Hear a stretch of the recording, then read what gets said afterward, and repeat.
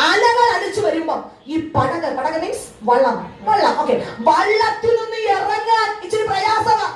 പക്ഷേ അവൻ പത്രോസ് പറഞ്ഞു, നാഥ, പത്രോസ് മീൻസ് പേതുരു പറഞ്ഞു, നാഥ ഞാൻ ഒന്ന് വരട്ടെയോ എന്ന് ചോദിക്കുക.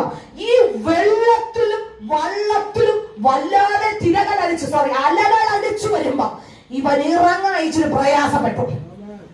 രാത്രി ഒരു ദൂതായിട്ട് ഞാൻ വിളിച്ചു പറയാം, ജീവിതത്തിന്റെ അലകൾ വള്ളം വീട്. ഞാൻ എങ്ങനെ പറയാൻ പരിശുദ്ധാത്മാവ് പറയുന്നു, വള്ളം വീട്, അലകൾ പ്രതികൂലം.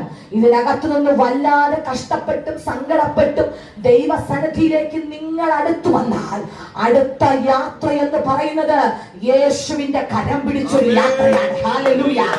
യേശുവിന്റെ കരം പിടിച്ച് നിങ്ങൾ യാത്ര ചെയ്യുമ്പോൾ ആമേൻ, ഈ ആഴത്തിലേക്ക് ചില പ്രതികൂലങ്ങൾ ഇങ്ങനെ വരുമ്പോൾ ഇപ്പൊ താണു പോകുമെന്ന് നിങ്ങൾ ചിന്തിച്ചേക്കാം.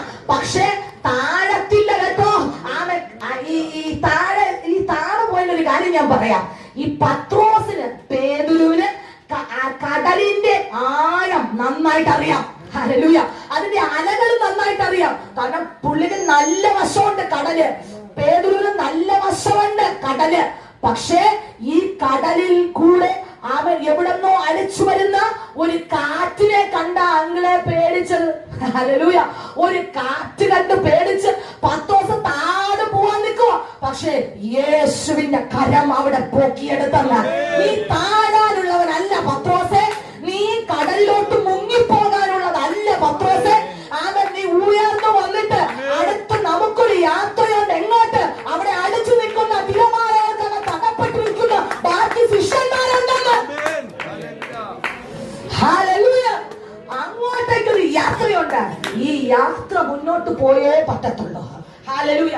ഈ യാത്ര മുന്നോട്ട് പോകുമ്പോഴാണ് ആ പടകിന്, ആ വള്ളത്തിന് ഒരു ശാന്തത വരുന്നത്.